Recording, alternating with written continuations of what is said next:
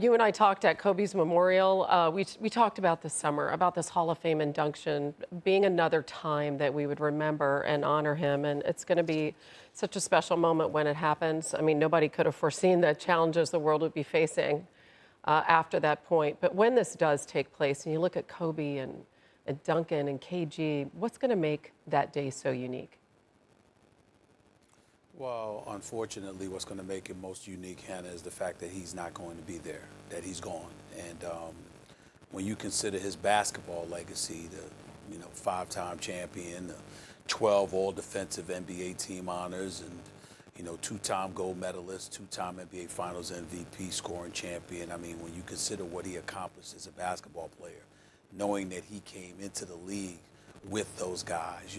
Garnett might have arrived maybe a year before him. Tim Duncan arrived at the same time. You just consider, what he accomplished and what those guys meant to him and what he meant to them. It's going to be bittersweet because they're going to obviously love the fact that he's going to be honored and praised posthumously the way that he so richly deserves.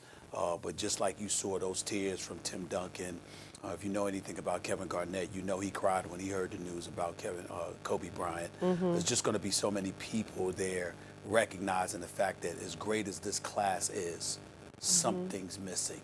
And what's missing is the fact that he's not going to be there. Nobody knows where we go from here, really, and when the sports calendar is going to resume, and we're not even going to presume to talk about that as the NBA, with a little over a month to play with the season, play was suspended towards the end of the regular season. And when you think back on that time, the Lakers, and they had gone through all of this with Kobe and all this grieving, and they had come back and they had started to play really well, and they were coming off back-to-back wins over the Bucks and the Clippers. It seems like forever ago that was happening.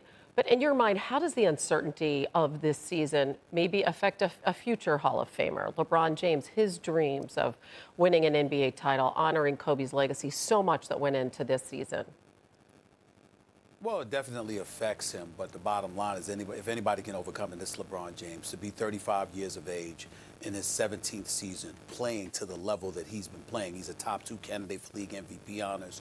In a lot of people's mind, he is the league MVP or the MVP to be, assuming the season continues with the kind of year that he's had, obviously competing with the Greek freak, Giannis Antetokounmpo.